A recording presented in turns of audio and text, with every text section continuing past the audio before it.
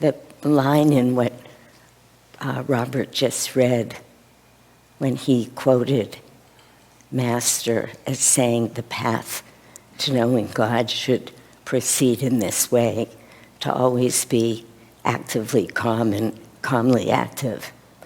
It just literally reminded me of a story that I heard Davy tell about Swamiji, where one day there were a group of people in a car with him, and they were going skiing.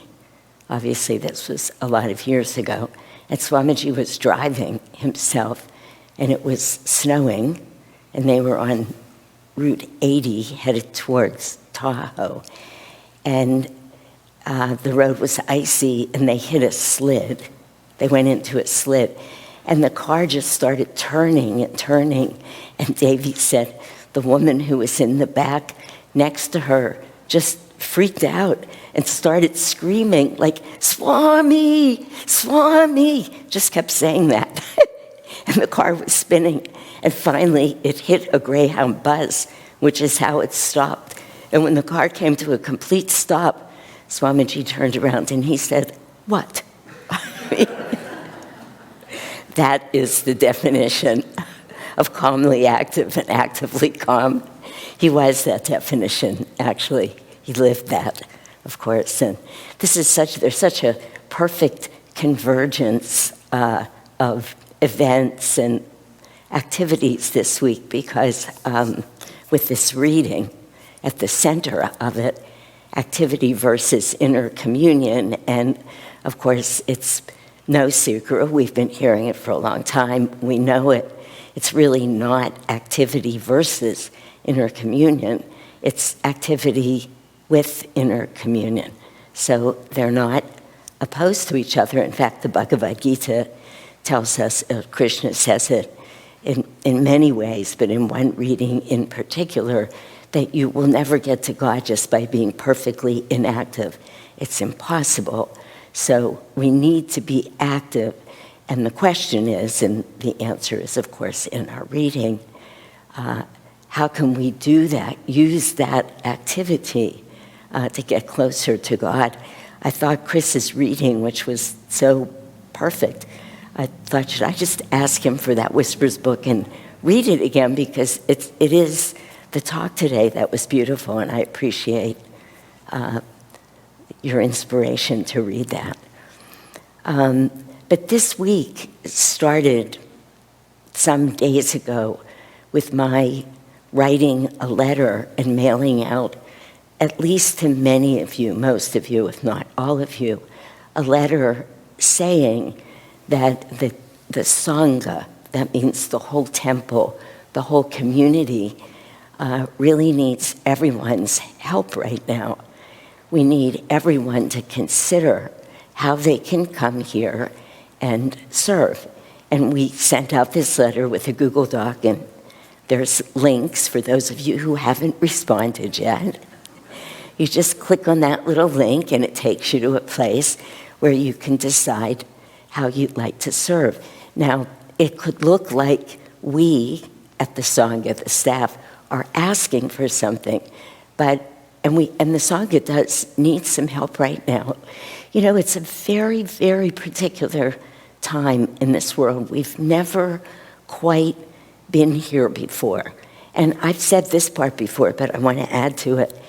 It's been my feeling since the pandemic was lightening up. We all know it's kind of not lightening up again right now, so we're on this real roller coaster ride with it. But I think many of us around the whole world, we were thinking, when the pandemic's over, we'll just all get back to what we were doing. And in fact, that hasn't happened anywhere. I have clients who I see who are in so many different areas of service, education, medicine, nursing, tech. Everyone's telling me about the issues that they're having getting their services sort of back up and running. Nobody's coming back to what was. You know, we look at the rate of people who have decided to retire and people who really don't want to leave their homes. They've decided they loved being at home after all. We felt a little confined at first, but now we've gotten used to it. And Sai Ganesh was telling me the other day about this study, though I had been hearing similar things on the news, but he said one of the big tech groups did a study that showed for them production was down by about 40 or 50%, but what's being called COVID burnout, and I've been hearing about it, of course, it's in medicine, I've been hearing about it a lot, but COVID burnout is up 70 or 80%. So people are doing less, but the way they're experiencing the price tag of doing less is very high. Now, we, of course, from this reading, know what the problem is, and that is that people have worked their whole lives like Martha, very busy, chopping vegetables, getting the dinner ready, having to feed this whole, who knows how many people Jesus brought to this meal that night. I'm sure he wasn't traveling by himself. And there was a meal that needed to be put out. All of that had to happen. But when you do that, away from your relationship to the divine, when you do that without right attitude, and I'll talk a little bit about that in a minute, it's exhausting. It's exhausting. It drains energy because you're disconnected from the infinite source of energy. And the more connected we are to this infinite source of energy, mostly through meditation, but through all of the other techniques and practices, we don't get tired. We just simply don't get tired. I've said this before. I mean, it's a weird thing to imagine, but it's like a gauge about how attuned we are, really, our level of fatigue. And I mean general fatigue in life, not just one night we get tired or we've had a hard week, because, of course, most of us are on the path and most of us are trying and doing our best.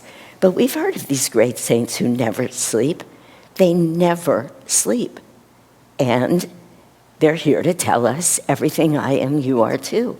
So imagine that. We could serve 24/7 and not be tired. I remember when I'm on such a tangent, I'm going to have to see if I can ever, I hope this is making any sense because everything's just coming here. But I've said this out loud here before when I was in medical training, which I've also said, and you all know, it's extremely challenging. It doesn't go the way it used to go, but I would every few days go 3 days without sleep. It's the way the schedule was. And it's not like you're just standing there not sleeping. You actually have people's lives in your hands. It's very stressful. I never gave up my meditation practice throughout all of medical school and training. And people used to say to me, how can you possibly find time to meditate? And I would say to them, how could you not? Because I knew that my meditation was plugging me in so that I could do everything that was being asked of me and do it pretty well. Whereas if you weren't plugged in, if you just thought the energy was coming from you, if that's how you live, you run out pretty quickly. You feel exhausted pretty quickly, or you feel limited. Remember when Swamiji was walking around Ananda Village one day and he was looking around and saying to himself, look at what I've created. And then immediately he said, the thought came, does that feel good? He asked himself. No, that felt terrible. And he corrected himself. Look at what Master has done. Look at what God has done. Because plugging into the infinite source and allowing that energy to flow through you in the form of anything and everything you're doing. So, sending out this letter about seva, it's not an ask, really. It's an offer. It's saying, come and be with us. Come to this temple. Who cares what you're doing here? You look at this altar all the time. You can play some music. It will help you more than most places you go in life to remember that not only are you serving God, but really, at its highest point, it's not even you. It's God serving God. That's pretty far for most of us, pretty far-fetched for most of us to get to that place where we keep remembering it is not me vacuuming this carpet. But until we can remember, if we're here vacuuming it with God, if we're saying, come on, let's do this together, it could be the high point of your life, of your week. And it could help you find energy for everything else that you're doing. I know this for sure because I've been there and I've done it. And it works. And I feel it intensely when I'm not doing it. I don't remember how long ago it's been since I've given this talk on this subject. Many years. I just know I haven't done it, but it was right around the time in the farm where we were moving some flowers from one place to another. I happened to be out there for the day. I forget I don't think they were daffodils, but maybe they were, it doesn't matter. But we were moving them. And it was a Saturday, and it was a long work day, and I was giving service the next day. And I remember this so clearly. I was just troubled, like Martha. Martha, you're, what are the words? Careful and troubled about many things. And that's where I was. I was like picking up the flowers saying, oh my God, I have to talk tomorrow. What am I going to talk about? I should be home. I should be doing the reading, preparing. And about 15 minutes into it, I said to myself, it's activity with inner communion. If you can get there right now in this farm, do this with God, you'll have your sermon. And I was able to move into it. I wasn't able to stay there. But very often, Master, let's put this flower here. Here you go, Master. You want a big drink of water? Everything's God. Just hold it that way. And it was a delightful day, and it was a delightful Sunday, though I don't remember it, but I do remember the feeling. Any time that we can remember that everything we're doing with this, with our dearest friend, the nearest of the near and the dearest of the dear, and that's what we're doing. Well, this convergence this week is this talk, that letter, inviting everyone to come and find some energy. Master himself said, the spiritual path is basically fueled, driven by meditation and seva. And it's got to be a balance. If it's out of balance, you lose attunement. So you need to be meditating. We all do. That's the truth. And it's the effort. It's absolutely the effort. Doesn't mean you have to be able to sit in the silence for hours at a time. But we have to be making the effort. God hears that, finds that. That beautiful divine energy comes to us then. Just with the effort, God is watching the heart. And then seva. And those are Master's words. And then it was Rajasi's birthday, Rajasi Janakananda, Master's wonderful disciple, who was this amazing businessman. Amazing, and as David was saying yesterday when we had our Rajasi day yesterday. So in his spirit, we take a day out of the year and we come together and we serve in some place. We either do it here, yesterday we did it at the community, but it's with the spirit that Rajasi did it. Rajasi was a big businessman. He was so busy in his work that there were times where he couldn't make it to Encinitas or Mount Washington to see Master for a year.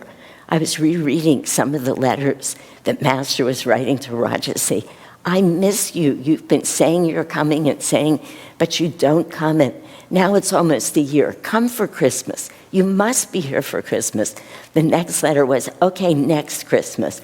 Because Rajarsi was busy, but he was busy with God.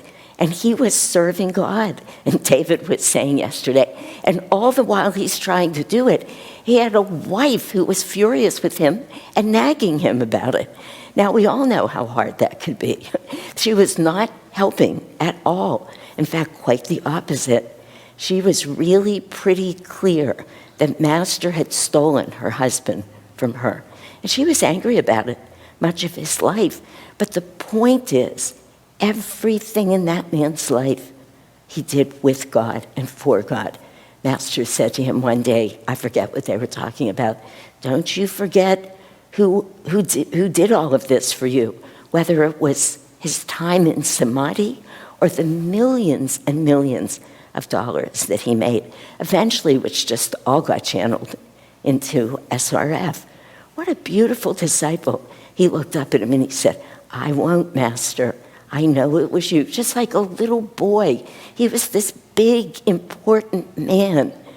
But he was just like Mary, sitting there, looking up into the eyes of her teacher.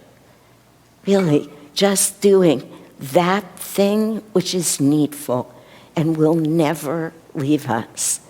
And we don't have to sit still to do it. We can do meditation in action if we remember.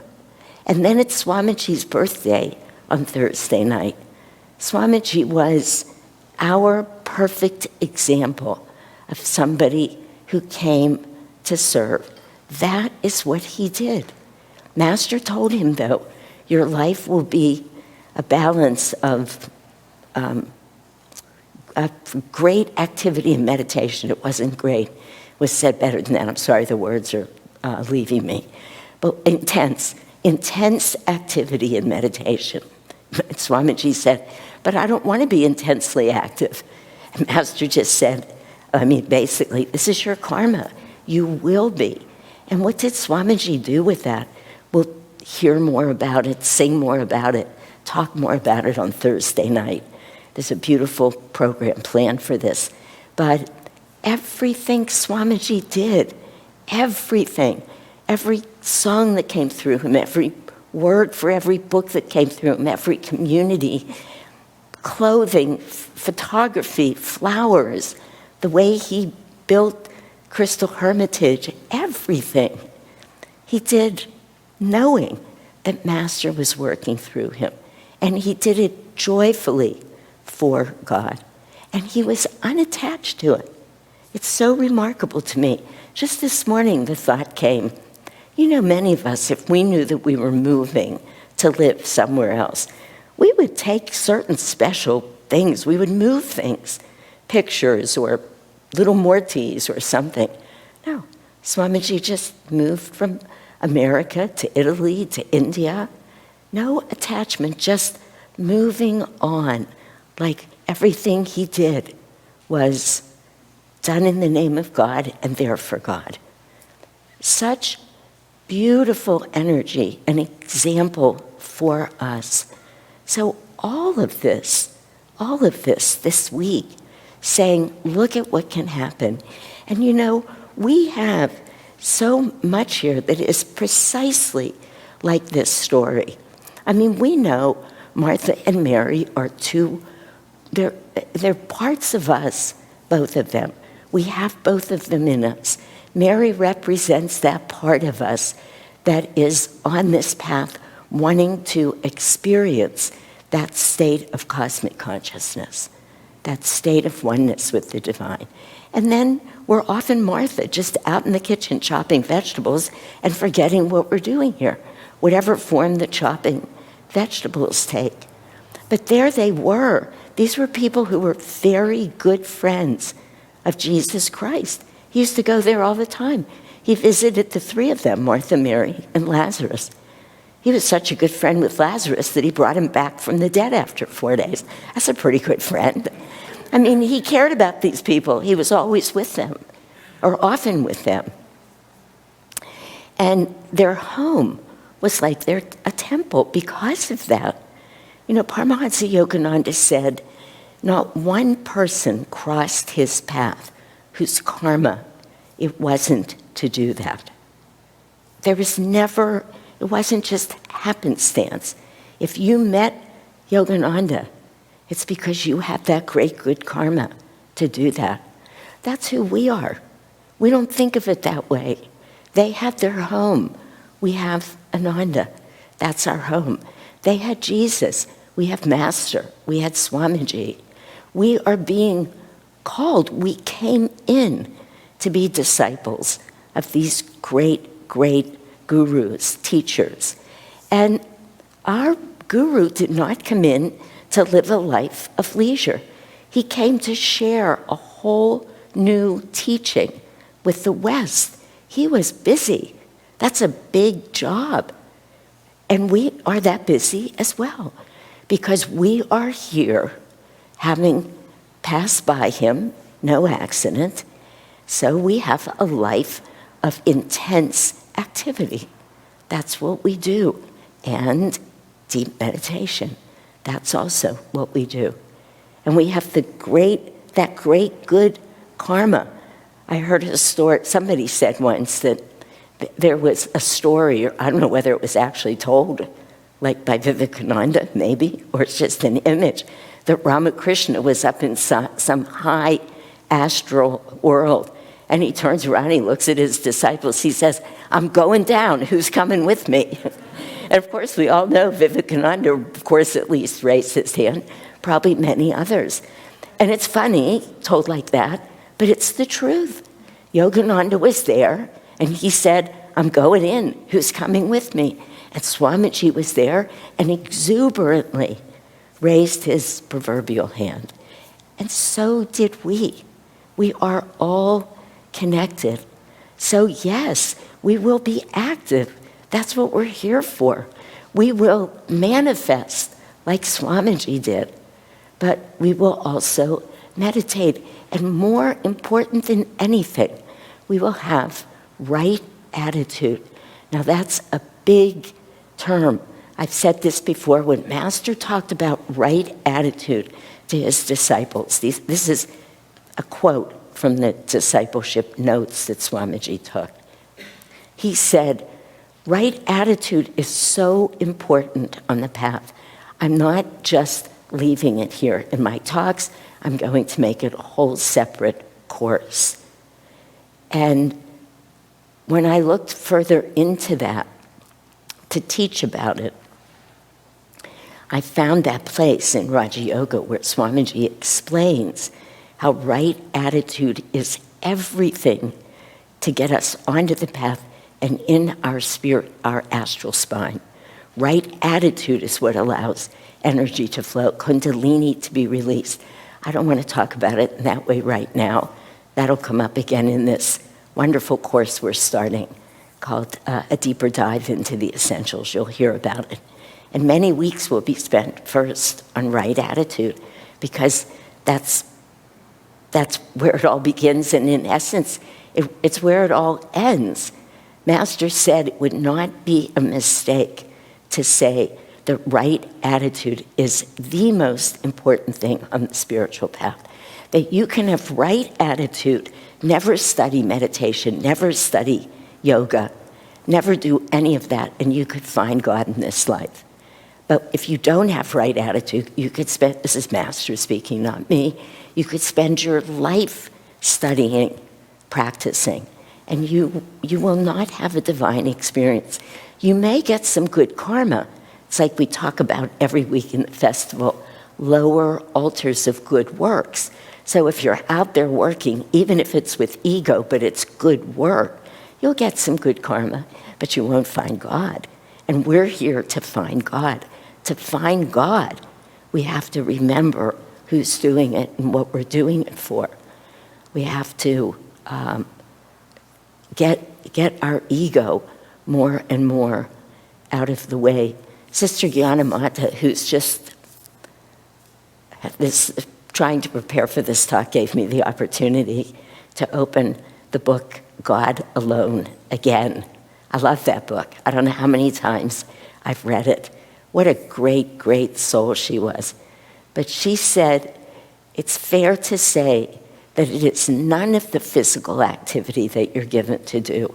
I'm paraphrasing a little bit here because I don't remember the words exactly, but it's not the physical work that you're given to do, and it's not the fatigue or the, I forget her word, but like that you might feel after you do it. She said, all the way through it, it's the attitude that you hold that matters. If you have right attitude, you could be out there planting one flower after another. You could be in here vacuuming. You could be cleaning the windowsills. You could be teaching a class, practicing whatever you practice in your outside lives. Doesn't matter what you're doing. Every act that we do becomes the perfect opportunity with right attitude. And right attitude is all about our path to God. It is the path to God.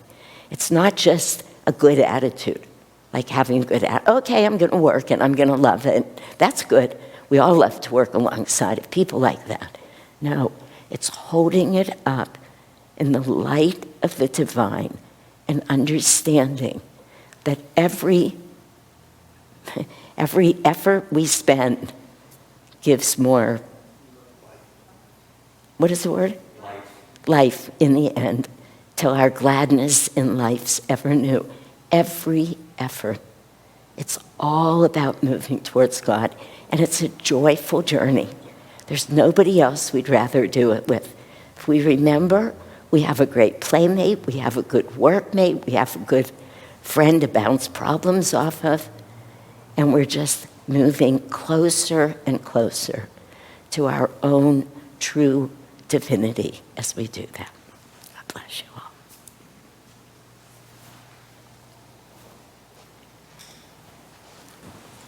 Let's meditate a short time together.